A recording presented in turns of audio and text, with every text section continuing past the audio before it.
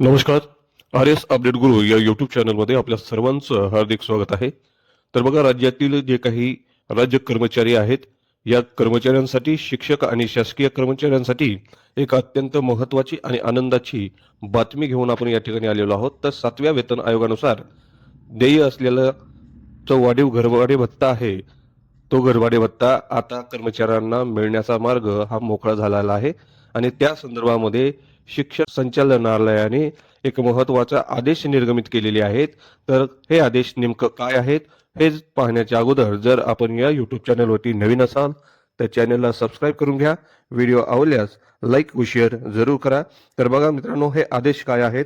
दिनांक 13/2/2026 रोजी डॉक्टर महेश पालकर, शिक्षण संचालक माध्यमिक व उच्च माध्यमिक, यांनी हे पत्रक काढलेलं आहे. आणि हे पत्रक नेमकं काय आहे तर बघा, घरभाडे भत्ता टॅब शालार्थमध्ये उपलब्ध करून देण्याबाबत उपरोक्त विषयान्वये महाराष्ट्र शासन वित्त विभाग शासन निर्णय दिनांक 25 फेब्रुवारी 2025 नुसार माहे जुलै 2024 पासून महागाई भत्ता 50% वरून 53% घोषित करण्यात आलेला आहे. आणि त्यामुळं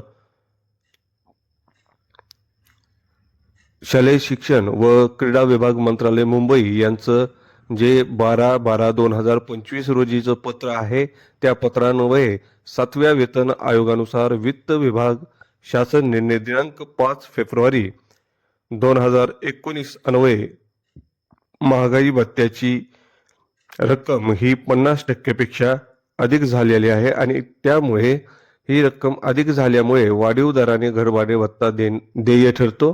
तथापि थकबाकी भत्ता फरक टॅब शालार्थमध्ये उपलब्ध नसल्याने तरी शासन निर्णय दिनांक 25 फेब्रुवारी 2025 नुसार घरभाडे भत्ता टॅब उपलब्ध करून देण्याबाबत कार्यवाही करण्यात यावी, अशा प्रकारचं पत्रक शिक्षण संचालक यांनी काढलेलं आहे.